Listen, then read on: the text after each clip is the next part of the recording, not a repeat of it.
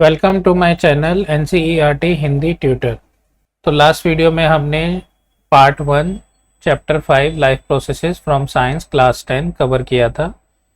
तो इस वीडियो में हम कवर करेंगे न्यूट्रिशन।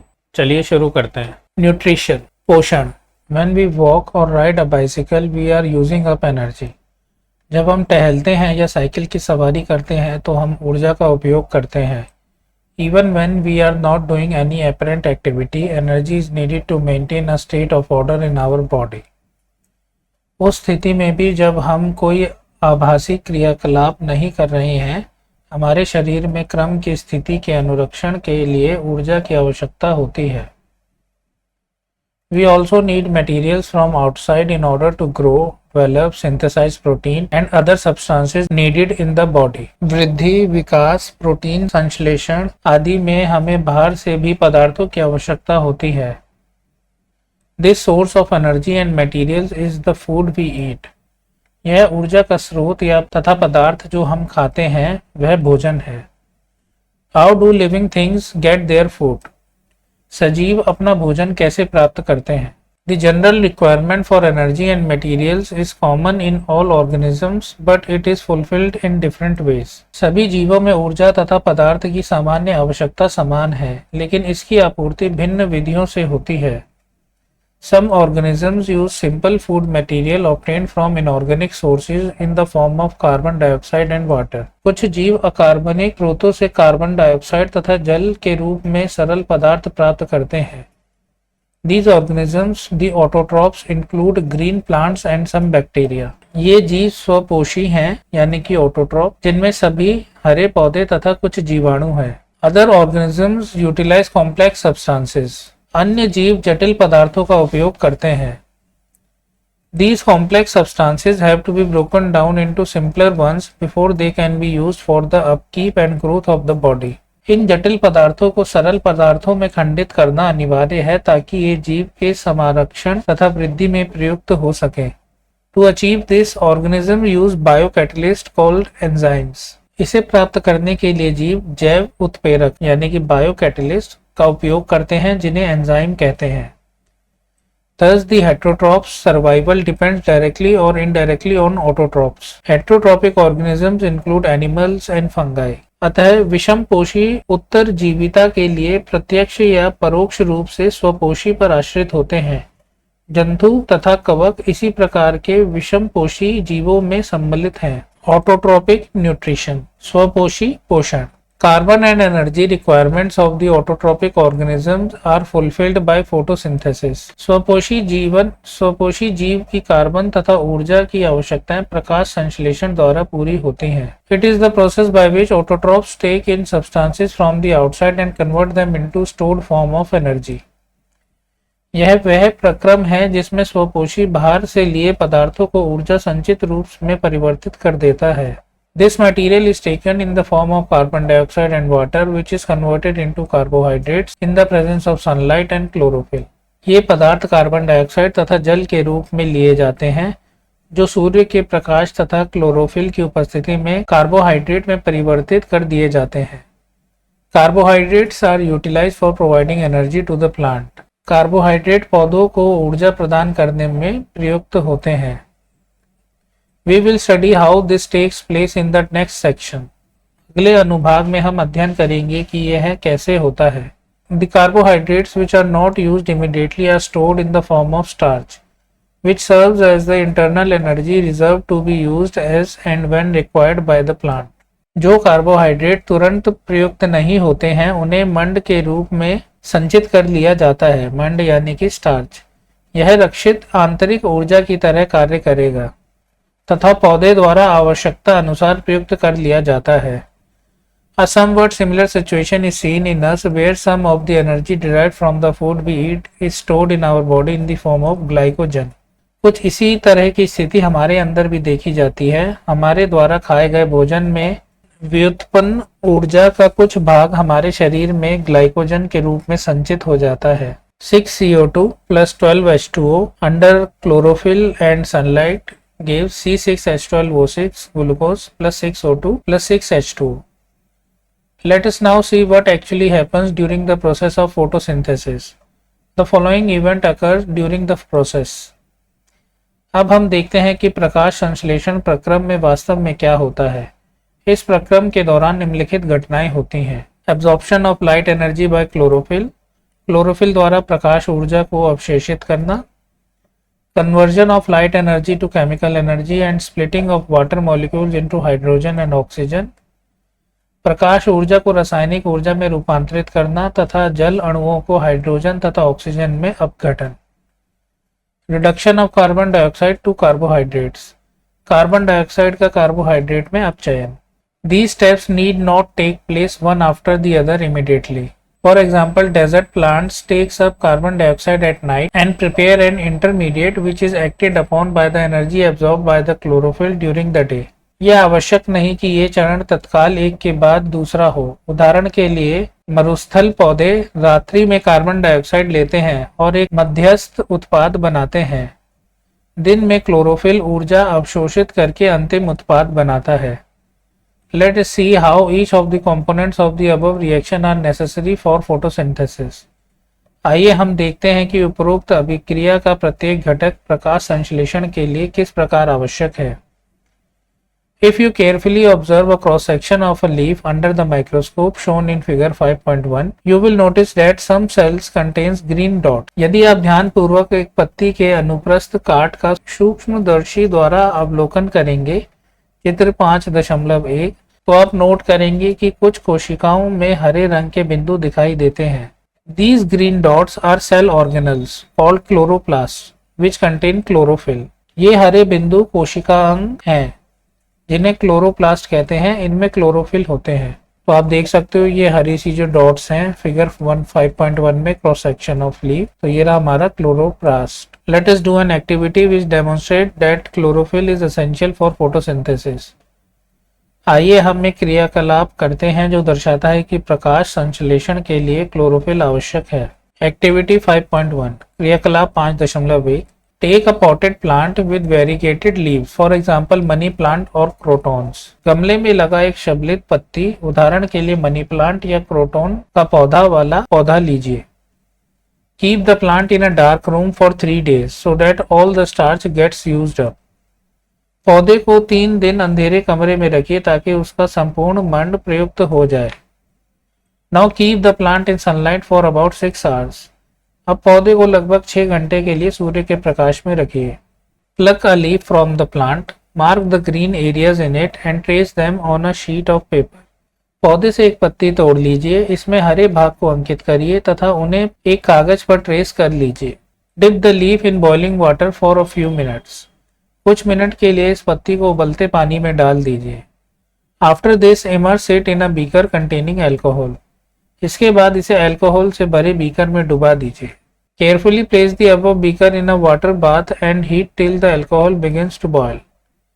इस बीकर को सावधानी से जल ऊष्मक में रखकर तब तक गर्म करिए जब तक अल्कोहल उबलने ना लगे। What happens to the color of the leaf?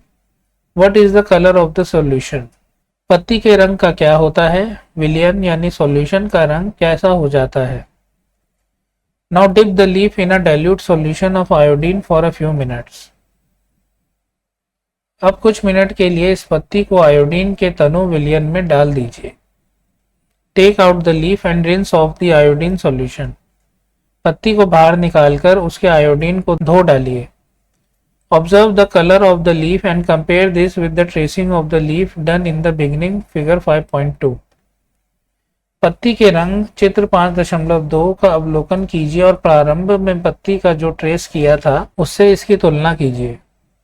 तो ये रहा हमारा figure 5.2 variegated leaf before and after starch test. शबलित पत्ती ए मंड परीक्षण से पहले, बी मंड परीक्षण के बाद। What can you conclude about the presence of starch in various areas of the leaf? पत्ती के विभिन्न भागों में मंड की उपस्थिति के बारे में आप क्या निष्कर्ष निकालते हैं? Now let us study how the plant obtains carbon dioxide. अब हम अध्ययन करते हैं कि पौधे कार्बन डाइऑक्साइड कैसे प्राप्त करते हैं। In class 9th we had talked about stomata, figure 5.3, which are tiny pores present on the surface of the leaves. कक्षा 9 में हमने स्टोमाटा चित्र 5.3 की चर्चा की थी, जो पत्ती की सतह पर सूक्ष्म छिद्र होते हैं, छोटे छेद होते हैं। Massive amounts of gaseous exchange takes place in the leaves through these pores for the purpose of photosynthesis. प्रकाश संश्लेषण के लिए गैसों का अधिकांश आदान प्रदान इन्हीं छिद्रों के द्वारा होता है। But it is important to note here that exchange of gases occurs across the surface of the stems, roots and leaves as well. लेकिन यह जानना भी आवश्यक है कि गैसों का आदान प्रदान तने, जड़ और पत्तियों की सतह से भी होता है। Since large amounts of water can be lost through these stomata, the plant closes these pores when it does not need carbon dioxide for photosynthesis. In stomata से पर्याप्त मात्रा में जल की भी हानि होती है, अतः जब प्रकाश संश्लेषण के लिए कार्बन डाइऑक्साइड की आवश्यकता नहीं होती है, तब पौधा इन छिद्रों को बंद कर लेता है। The opening and closing of the pore is a function of the guard cells. छिद्रों का खुलना और बंद होना द्वार कोशिकाओं का एक कार्य है। The guard cells swell when water flows into them, causing the stomatal pore to open. Similarly, the pore closes if the guard cells shrink.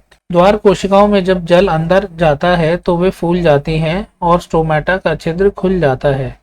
इसी तरह जब द्वार कोशिकाएं सिकुड़ती हैं तो छिद्र बंद हो जाता है। तो फिगर 5.3 में आप देख सकते हो स्टोमेटा पोर। तो ए में हमारा खुला हुआ है और बी में हमारा क्लोज है। तो ये है हमारे गार्ड सेल्स और बीच में हमारा स्टोमेटल पोर और ये ग्रीन आपको दिख रहा होगा क्लोरोप्लास्ट। एक्टिविटी 5.2 क्रियाकलाप 5.2 take 2 healthy potted plants which are nearly the same size.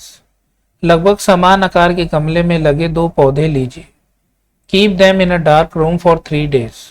3 दिन तक उन्हें अंधेरे कमरे में रखिए। Now place each plant on a separate glass plates.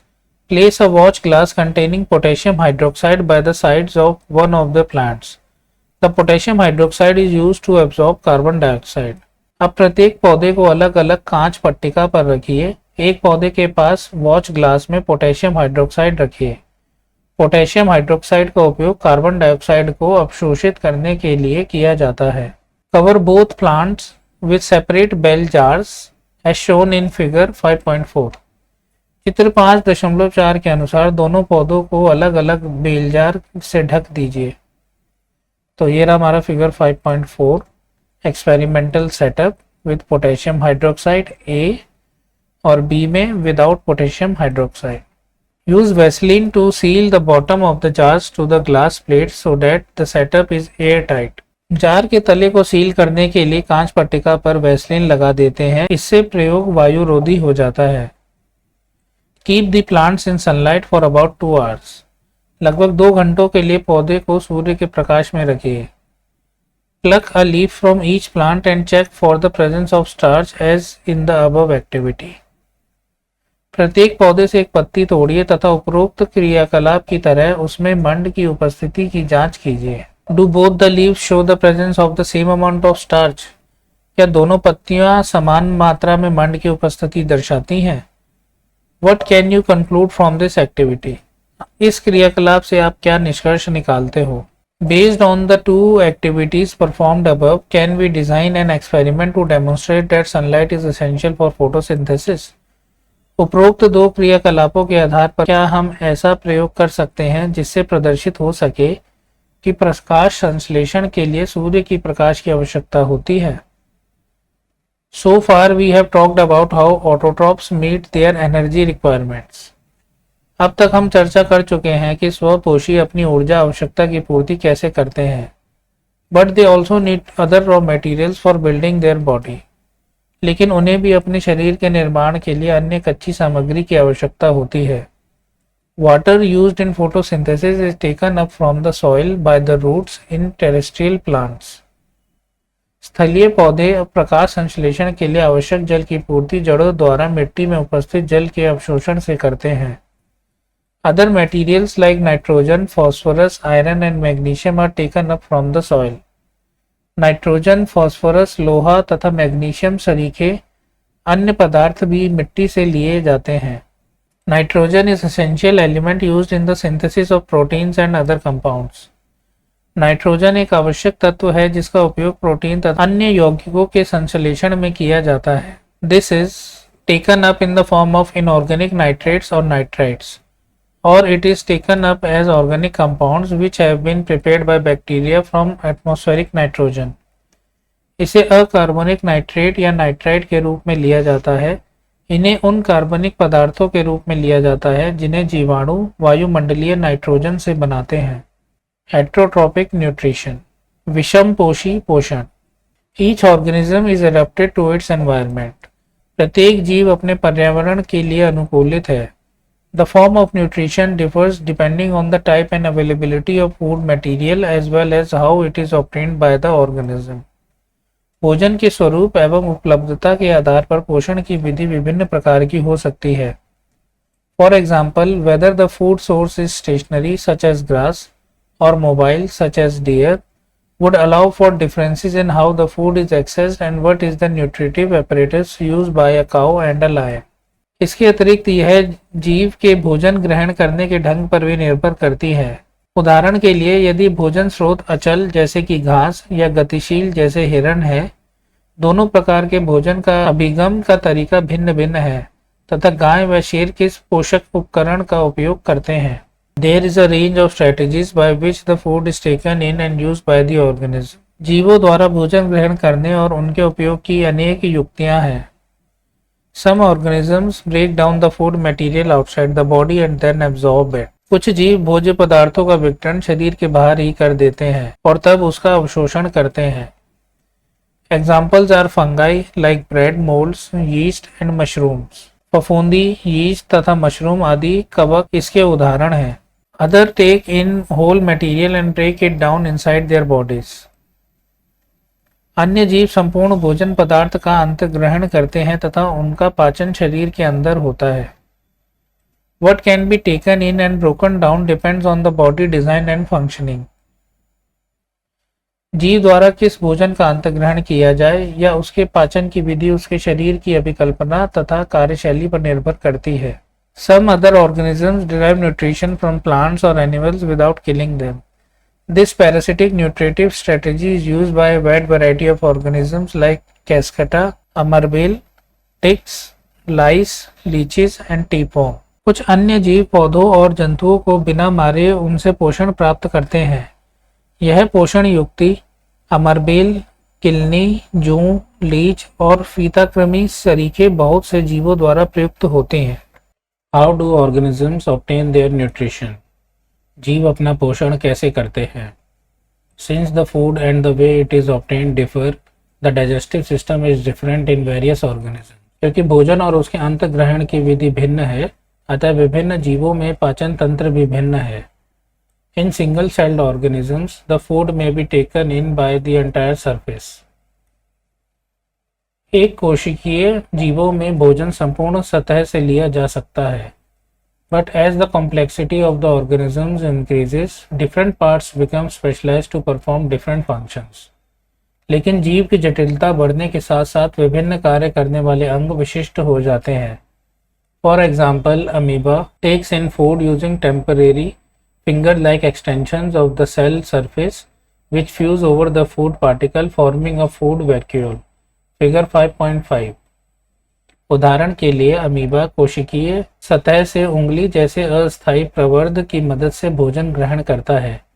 यह प्रवर्ध भोजन के कणों को घेर लेते हैं तथा संगलित होकर खाद्य रिक्तिका बनाते हैं. चित्र 5.5.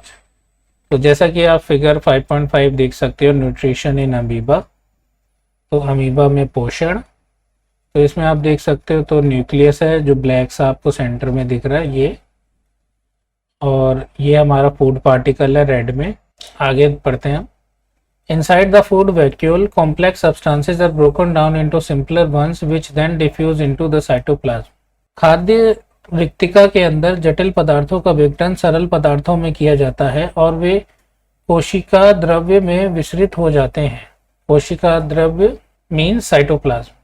The remaining undigested material is moved to the surface of the cell and thrown out. बचा हुआ अपच पदार्थ कोशिका की सतह की ओर गति करता है तथा शरीर से बाहर निष्कासित कर दिया जाता है। इन paramecium, which is also a unicellular organism, the cell has a definite shape and food is taken in at a specific spot. Paramecium भी एक कोशिकीय जीव है। इसकी कोशिका का एक निश्चित आकार होता है तथा भोजन एक विशिष्ट स्थान से ही ग्रहण किया जाता है। Food is moved to this spot by the movement of cilia, which cover the entire surface of the cell. भोजन इस स्थान तक पक्षियाप की गति द्वारा पहुंचता है जो कोशिका की पूरी सतह को ढके होते हैं। पक्षियाप यानी कि सीलिया। तो जैसा कि आप देख सकते हो फिगर 5.5 में ये स्यूडोपोडिया है जो आगे बढ़ जाते हैं, फिर ये एक फूड वैक्यूल बना लेते हैं, एक तरीके का एरिया घेर लेते हैं और फूड पार्टिकल उसके अंदर होता है सी में। फिर डी में आप देख सकते हो वो उसे डाइजेस्ट कर लेते हैं। न्यूट्रिशन इन ह्यूमन बींग्स, मनुष्य में पोषण। The alimentary canal is basically a long tube extended from mouth to the anus. आहार नाल मूल रूप से मुंह से गुदा तक विस्तृत एक लंबी नली है। In figure 5.6 we can see that the tube has different parts. चित्र 5.6 में इस नली के विभिन्न भागों को देख सकते हैं। Various regions are specialised to perform different functions. What happens to the food once it enters our body, we shall discuss this process here. जो भोजन हमारे शरीर में एक बार प्रविष्ट हो जाता है उसका क्या होता है, हम यहाँ इस प्रक्रम की चर्चा करते हैं। एक्टिविटी 5.3 क्रियाकलाप 5.3 take 1 ml starch solution 1% into test tubes A and B. 1 ml मंड का घोल, मंड मतलब स्टार्च, 1% 2 परख नलियों यानी कि टेस्ट ट्यूब ए तथा बी में लीजिए। Add 1 ml saliva to test tube A and leave both test tubes undisturbed for 20 to 30 minutes. परख नली 1 में 1 ml लार डालिए तथा दोनों परख नलियों को 20 से 30 मिनट तक शांत छोड़ दीजिए। Now add a few drop of dilute iodine solution to the test tubes. अब प्रत्येक परख नली में कुछ बूंद तनु आयोडीन घोल को डालिए। In which test tube do you observe a colour change? किस परख नली में आपको रंग में परिवर्तन दिखाई दे रहा है? What does this indicate about the presence or absence of starch in the two test tubes? दोनों परख नलियों में मंड की उपस्थिति के बारे में ये क्या इंगित करता है? What does this tell us about the action of saliva on starch? यह लार की मंड पर क्रिया के बारे में क्या दर्शाता है? We eat various types of food which has to pass through the same digestive tract. हम तरह तरह के भोजन खाते हैं जिन्हें उसी भोजन नली से गुजरना होता है। Naturally, the food has to be processed to generate particles which are small and of the same texture. प्राकृतिक रूप से भोजन का एक प्रक्रम से गुजरना होता है जिससे वह उसी प्रकार के छोटे छोटे कणों में बदल जाता है। This is achieved by crushing the food with our teeth. इसे हम दांतों से चबाकर पूरा कर लेते हैं। Since the lining of the canal is soft, the food is also wetted to make its passage smooth. क्योंकि आहार का आस्तर बहुत कोमल होता है, अतः भोजन को गीला किया जाता है ताकि इसका मार्ग आसान हो जाए। When we eat something we like, our mouth waters. जब हम अपनी पसंद का कोई पदार्थ खाते हैं तो हमारे मुंह में पानी आ जाता है। This is actually not only water but a fluid called saliva secreted by the salivary glands. यह वास्तव में केवल जल नहीं है, यह लाला ग्रंथि से निकलने वाला एक रस है जिसे लाला रस या लार कहते हैं। लाला ग्रंथि यानी कि सैलिवरी ग्लैंड्स, लाला रस यानी कि saliva. Another aspect of the food we ingest is its complex nature. जिस भोजन को हम खाते हैं उसका दूसरा पहलू उसकी जटिल रचना है। If it is to be absorbed from the alimentary canal, it has to be broken into smaller molecules. यदि इसका अवशोषण आहार नाल द्वारा करना है तो इसे छोटे अणुओं में खंडित करना होगा। This is done with the help of biological catalysts called enzymes. यह काम जैव उत्प्रेरक द्वारा किया जाता है जिन्हें हम एंजाइम कहते हैं। तो एक बार हम फिगर 5.6 देख लेते हैं। ह्यूमन एलिमेंट्री कैनाल, मानव पाचन तंत्र। तो ये रही हमारी टंग, जीभा, माउथ मुंह, बकल कैविटी, मुख गुआ, ओसोफेगस इसे कहते हैं हिंदी में ग्रासिका, ये हमारा डायफ्राग्म और गॉल ब्लैडर स्टोर्स बाइल। पित्ताशय पित्त का भंडारण करता है। गॉल ब्लैडर को हिंदी में कहते हैं पित्ताशय और बाइल को कहते हैं पित्त। ये हमारी स्टमक, इसे कहते हैं आमाशय। फिर ये हमारी स्मॉल इंटेस्टाइन, क्षुद्रांत ये बाइल डक्ट, पित्तनली लिवर, यकृत, पेनक्रियास, अग्नाशय अपेंडिक्स, परिशोषिका, लार्ज इंटेस्टाइन कोलोन, बृहद्रांत कोलोन, एनस, गुदा द्वार। तो back to the topic. The saliva contains an enzyme called salivary amylase that breaks down starch which is a complex molecule to give simple sugar. लार में भी एक enzyme होता है जिसे लार एमिलेज कहते हैं। यह मंड जटिल अणु को सरल शक्कर में खंडित कर देता है। The food is mixed thoroughly with saliva and moved around the mouth while chewing by the muscular tongue. भोजन को चबाने के दौरान पेशीय जीवा भोजन को लार के साथ पूरी तरह मिला देती है। It is necessary to move the food in a regulated manner along the digestive tube so that it can be processed properly in each part. आहार नली के हर भाग में भोजन की नियमित रूप से गति उसके सही ढंग से प्रक्रमित होने के लिए आवश्यक है। The lining of canal has muscles that contract rhythmically in order to push the food forward. These peristaltic movements occur all along the gut. तो हमारी जो कनाल की लाइनिंग होती है उसमें मसल्स होती हैं जो एक लय में कॉन्ट्रैक्ट होती हैं और खुलती हैं, जिससे कि जो खाना है वो आगे जाता है, और ये हमारी पूरी गट में होता है और इस मूवमेंट को हम कहते हैं peristaltic movement. From the mouth the food is taken to the stomach through the food pipe और ओसोफेगस। मुंह से स्टमक तक भोजन ग्रासिका या ओसोफेगस द्वारा ले जाया जाता है। The stomach is a large organ which expends when food enters it. Stomach एक बृहत अंग है जो भोजन के आने पर फैल जाता है। The muscular walls of the stomach help in mixing the food thoroughly with more digestive juices. Stomach की पेशीय भित्ति भोजन को अन्य पाचक रसों के साथ मिश्रित करने में सहायक होती है। The digestion in stomach is taken care of by the gastric glands present in wall of the stomach. ये पाचन कार्य स्टमक की भित्ति में उपस्थित जठर ग्रंथियों द्वारा संपन्न होते हैं। These release hydrochloric acid, a protein digestive enzyme called pepsin, and mucus. ये हाइड्रोक्लोरिक अम्ल एक प्रोटीन पाचक एंजाइम पेप्सिन तथा श्लेष्मा यानी कि म्यूकस का स्त्रावरण करते हैं। The hydrochloric acid creates an acidic medium which facilitates the action of enzyme pepsin. Hydrochloric अम्ल एक अम्लीय माध्यम तैयार करता है जो पेप्सिन एंजाइम की क्रिया में सहायक होता है। What other function do you think is served by the acid?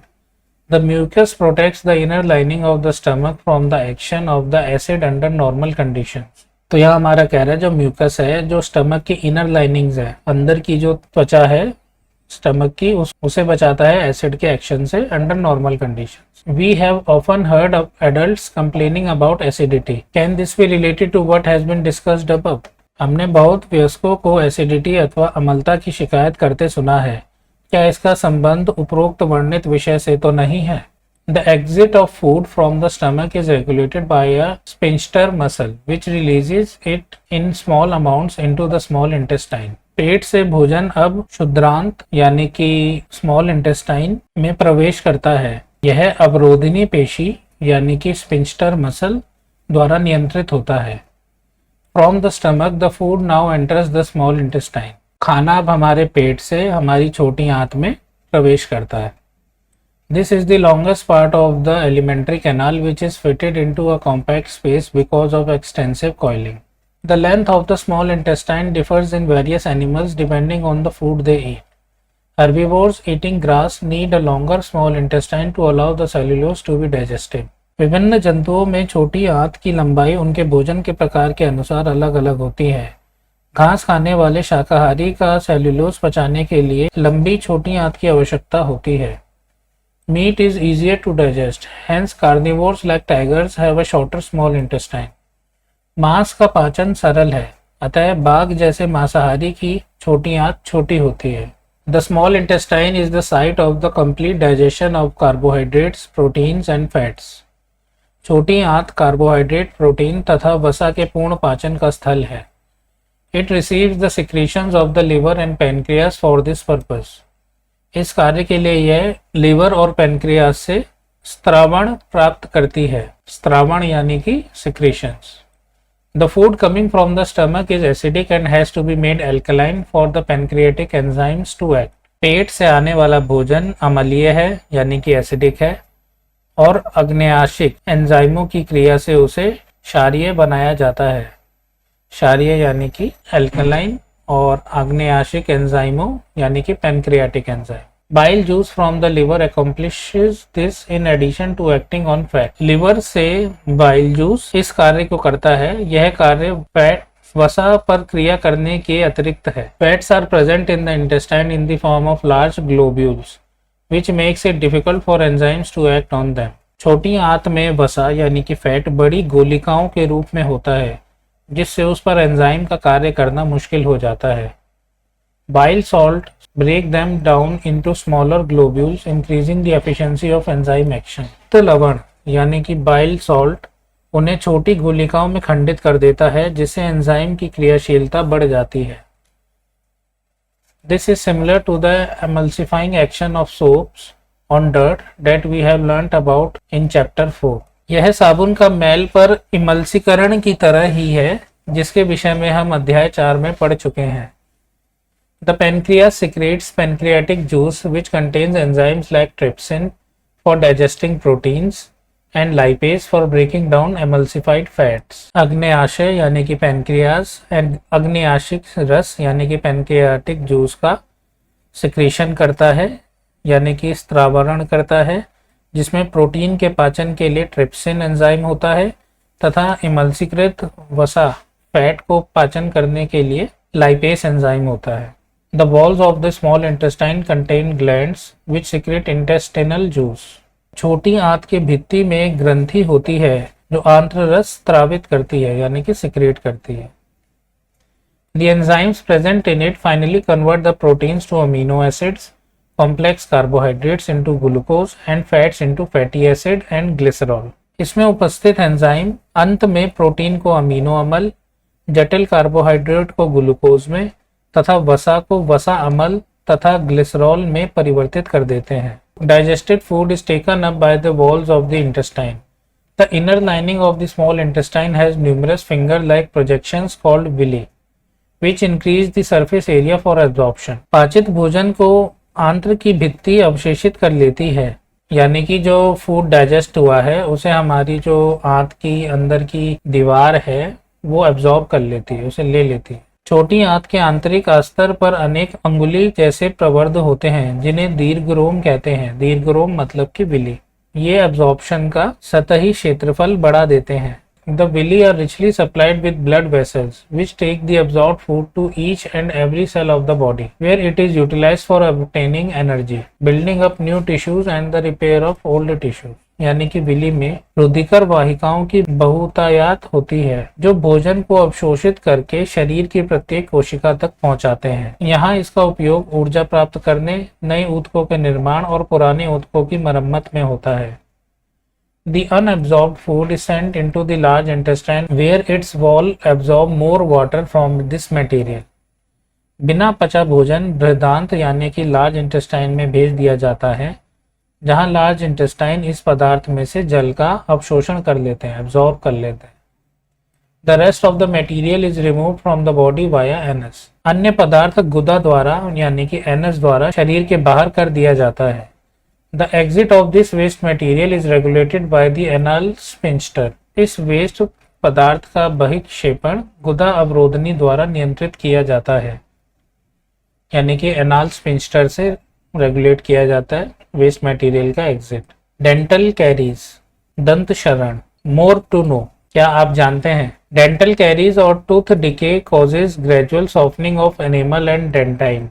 It begins when bacteria acting on sugars produce acids that softens or demineralizes the enamel. इसका प्रारंभ होता है जब जीवाणु शक्कर पर क्रिया करके अम्ल बनाते हैं, तब इनेमल सॉफ्ट और डीमिनरलाइज हो जाता है। Masses of bacterial cells together with food particles stick to teeth to form dental plaque. अनेक जीवाणु कोशिका खाद्य कणों के साथ मिलकर दांतों पर चिपककर दंत प्लाक बना देते हैं।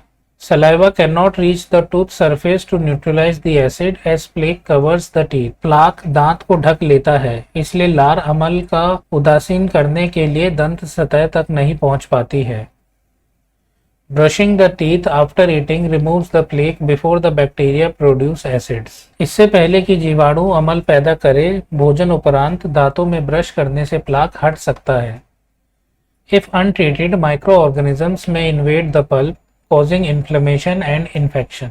Questions: What are the differences between autotrophic nutrition and heterotrophic nutrition? Second, where do plants get each of the raw materials required for photosynthesis? Third, what is the role of the acid in our stomach? Fourth, what is the function of digestive enzymes? Fifth, how is the small intestine designed to absorb digested food?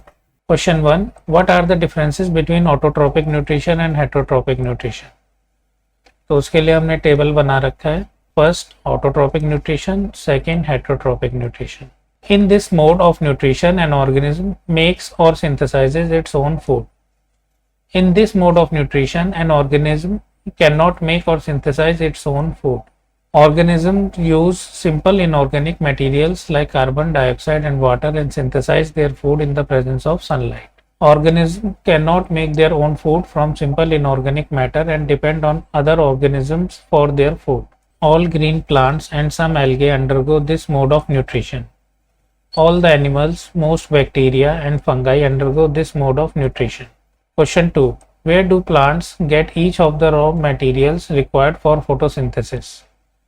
First, carbon dioxide. Plants get carbon dioxide from the environment, atmosphere through stomata. Second, water. Plants absorb water from the soil through roots and transport to leaves. Third, sunlight. Plants get sunlight from the sun. Fourth, chlorophyll. It is present in chloroplast found in green leaves and green parts of plants. Question 3. What is the role of the acid in our stomach? Answer. The role of acid in our stomach is to make acidic medium which is necessary for the activation of the enzyme pepsin. Second, to kill bacteria which the food may contain. Fourth, what is the function of digestive enzymes? Answer. The food we eat is complex in nature. That is, it contains complex molecules. Digestive enzymes break down these complex molecules into smaller, simpler molecules so that they can be absorbed by the walls of the intestine. Fifth, how is the small intestine designed to absorb digested food? Answer. The small intestine is designed to provide maximum area for absorption of digested food and its transfer into the blood for its circulation into the body. For this, the inner lining of the small intestine has numerous finger-like projections called villi. The villi are richly supplied with blood vessels which take the absorbed food to each and every cell of the body. तो दोस्तों हमारा part 2 nutrition from chapter 5 life processes complete होता है। तो next video में हम cover करेंगे इसका थर्ड पार्ट।